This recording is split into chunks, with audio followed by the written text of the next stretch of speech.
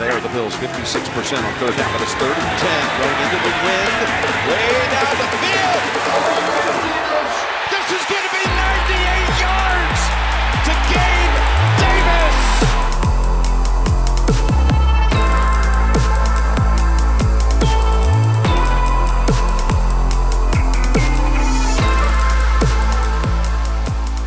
Welcome back to 5-Star Matchup. If you like what we do, make sure you subscribe now and consider becoming a supporter on Patreon to support the show.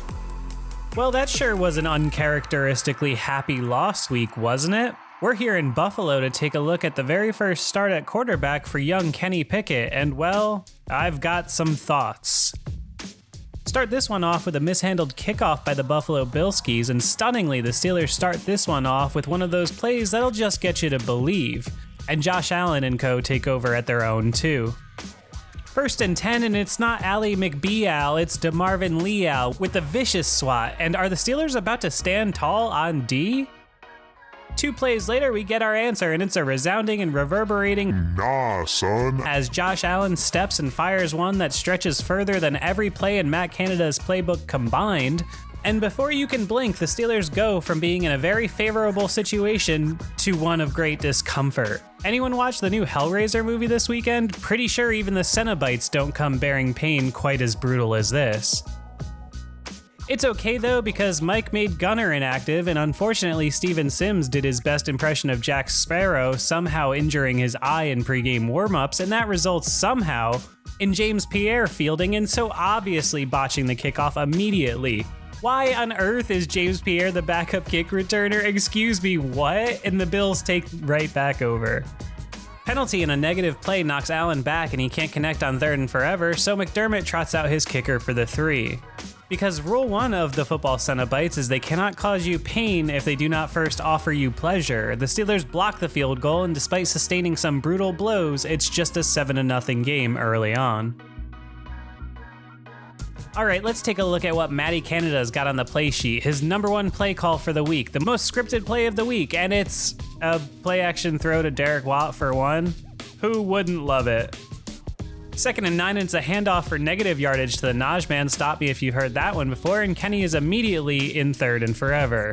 Nice coordinating.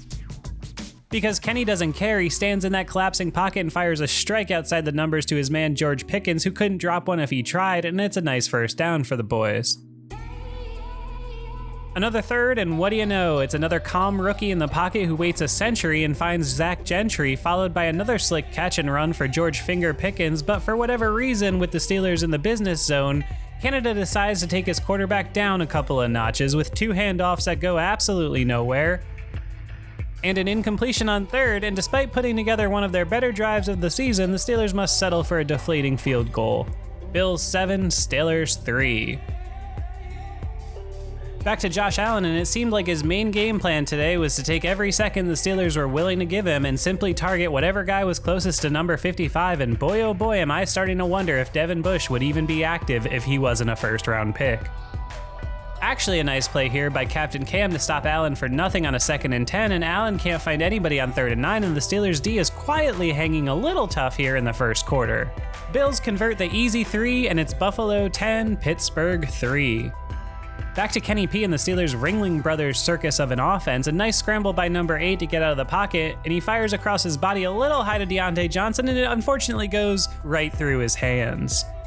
Now I know it's a little high and everyone always says I'm too hard on Diontae, but would you say this one went right through his hands? Because I don't think I'm exaggerating when I say this looks less likely to go through his hands than it does to just stick to them. Number 1 guy has to make this catch. Sorry. Steelers punt yet again, it rolls back down to the 1, and all things considered, this first quarter isn't going so bad. Maybe the second quarter will be good too, right? Right? But Steve, I want Mike Hilton. Well guys, I told you we have Mike Hilton at home. Fake Mike Hilton gets nowhere near Allen, who just chucks it deep, and why not? Bills find themselves in another 3rd and long, but the Steelers opt for the unusual no one within 15 yards of the tight end defense, and the Bills are snookering them right down the field again. Few plays later and approaching the business zone, Allen again waits and chucks it deep, almost as if to point out to Matt Canada that it is at least possible to do this in the NFL, and miraculously it's a pick by Allen's former teammate Levi Wallace. Bills giving the Steelers shot after shot 20 minutes in. If a run game runs the ball in the woods and there aren't any yards around to be gathered, does it even exist? Dump off for nothing on third, and why not just punt it right back to the hottest quarterback in the league? Question, do you think rushing 3 people against Josh Allen is A, a good idea, B, a bad idea, or C, a fucking terrible idea? On 1st and 10, we find out the answer is a hard C, and in case you were feeling confident in any way, shape, or form, it's also a major dunk directly in our best player's face. Bills 17, Steelers 3. Najee Harris goes nowhere as per usual, and maybe he's hurt or maybe he stinks, but one way or the other, the captain sure doesn't look like a difference maker right now. Man, I used to hear so much hate for Jordan Berry, and this commentator is left wondering what you guys were watching for the last few years, because Jordan Berry's career average is in fact 1.5 yards longer than big presses, but punter is the least of our worries right now. Why stop the run when you could simply go ahead and, not? And tack on a personal foul to bring a faster end to the suffering, and hey, I get it, all we ever hear about is how tired the defense is every week, and I'm starting to wonder if that's not because they're losing time of possession, but perhaps because they're constantly chasing the other team up the field after chunk plays. What was I saying about chunk plays?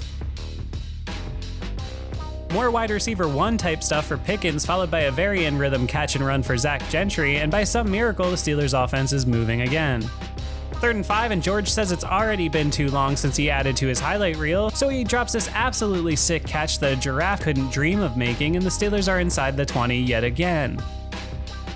But a run to nowhere, followed by a close no catch and a short completion, stopped this drive in its tracks, and instead of going for it on 4th and 5, Tomlin hilariously decides to kick a completely useless field goal that Boswell misses out of protest because he obviously knows this too. And it's another empty possession for Canada's rudderless ship. What would be the point of 24-6? If Pickett's gonna learn on the job, let him learn the job. Literally nothing to lose going for this. Josh Allen decides why not go down the field again, and he takes a chunk against Minka, followed by another target to the woeful coverage of number 55, and another one, and the Bills are already in striking distance again. Yet again, it's a middle linebacker running down the field in one-on-one coverage, but this time it's Spillane who's lucky enough that it hit him in the tuchus, but on the very next play, Josh notices the Steelers have put Charlie Batch in the defensive backfield, and he rightly goes right at him, and it's another meekly contested touchdown, the 4th of the half for the superhuman Josh Allen. Steelers take a stab at getting in range for another field goal miss, but Pickett fires short for a pick, and we head into the half at a score of Buffalo 31, Steelers 3. Yikes. Hey you! Make sure you subscribe to 5-Star Matchup now, and if you'd like to catch our live radio broadcast during the week, I recommend turning notifications on. And if you really like what we do, please consider supporting the show for just a couple bucks a month on Patreon. Now roll the game. Just gonna do some quick math here. 14 completions, 348 yards. Is that bad? Well, at least we get to go back to watching Kenny. Pickett takes the easy money to Diontae, followed by another in-rhythm throw to chase the bank. But Pickett chucks this one into the fires of Mordor on 3rd, and Tomlin shockingly chooses to go for it on 4th. If you want little victories, here's one. On 4th and 6, Pickett confidently stands in the pocket and fires a rope in perfect timing to his supposed number 1 wide receiver, Diontae Johnson, who... Don't look now, but the Steelers receiver room might be one of the most disappointing and overrated position groups in the whole league right now. It's the same old story, same old song and dance for the Bills O and the Steelers D, as Allen takes them down the field with little to no resistance, but somehow Morris coughs it up like a mama bird on the goal line, and just think about what the scoreboard would have looked like if the Bills didn't turn it over in the end zone twice. More Pickett to Pickens, and in case you were wondering, that's definitely his man, and again in the category of tiny victories, it's Kenny P standing in and making another good read and throw on 3rd and 8, followed by a nifty scramble on the other side to DJ, but Najee couldn't buy a yard, and it's another 2nd and long. Young Kenny flashing the legs, and he takes off and doesn't even fake slide, but still gets absolutely popped late, inciting James Daniels to rightly defend his quarterback and start a very frustrated scuffle between both teams. Unbelievably, the Steelers get the only penalty on this play for their retaliation, and oh so desperate for even a crumb of scoring, Mike trots out Boz for another completely useless field goal attempt. I thought we didn't live in our fears, and yet again out of protest of being the only great player on this team right now, the Boz man misses again, and it's still 31-3 as we head into the 4th. Just a couple more plays until another house call for the Buffalo Bills, who are just playing a different sport than the Pittsburgh Steelers at this point in time, and I'm not going to really go play-by-play here for the fourth, because you're either a glutton for punishment if you've made it this far, or you didn't even click on the show in the first place, so I'll use the remainder of the game to contextualize the 38-3 stomping of the Pittsburgh Steelers at the hands of the Buffalo Bills. It's the Steelers' first loss by 35 points since 1989, and yours truly was born in 1990, so before you accuse me of hyperbole, know that I'm not exaggerating 1 ounce when I say this is literally the biggest loss by the Pittsburgh Steelers in my lifetime. So what did we see today? Basically the same script we've been seeing now for the last 1.5 to 2 years, which involves playing close to the vest and conservative for as long as possible on both sides of the ball to minimize the bleeding and hope that the opponent makes mistakes or one of our star players is able to make a game-changing play almost by happenstance, in the hopes of potentially stealing an ugly win in the second half. The problem is, when the Steelers play teams like the Chiefs or Bills, who are just without question a cut above them from the ground up, it's almost never going to be enough. The only way forward for this team is to continue learning about the newly drafted quarterback, Mr. Kenny Pickett, who, let's face it, was in an extremely poor position to make the first start of his career on the road against the AFC's finest in one of the loudest environments in the league. If you want to take something from this game, it should absolutely be that Kenny Pickett continues to prove he belongs in the league, and I think there was, again, more positives to pick out from his performance than negatives. But just like last week, it ultimately didn't amount to enough to win. Is that on him? Is that on coaching? Is it on the talent level around him? I think you could make a compelling case for just about any aspect of the Pittsburgh Steelers right now and have a pretty legitimate argument.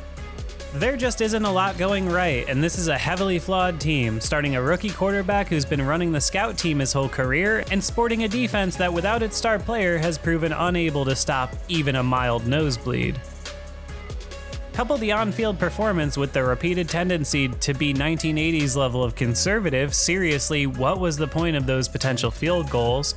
And the organization's refusal to ever admit they don't consider themselves contenders. Are they watching the same team as us? And you're left with a product that has scored just 6 offensive touchdowns through 5 games, including just 2 through the air. There's bad offense and there's whatever the hell the Steelers are doing. While I'm encouraged by Kenny Pickett and I think he belongs, not to mention I absolutely love the dogness he displayed at the very end on what was a cheap and unnecessary late hit by the Bills, but I'm starting to question what exactly around him is good enough for his play to matter in the immediate future. They can't run, they can't get chunk plays through the air, they can't stop the run, and they can't stop giving up chunk plays through the air. So yeah, this team is bad. The quarterback, at least, looks to be the least of their problems right now. Here we go. And if you're still here, please consider the fact that Big Ben has been gone just 5 weeks, and I just made content for a 38-3 loss. It's a long road back to the top, folks, but I'll be here every week one way or the other, and if you'd like to support the show's existence, please consider hopping over to patreon.com/5SMU to help us bring you even better content. Catch you next week.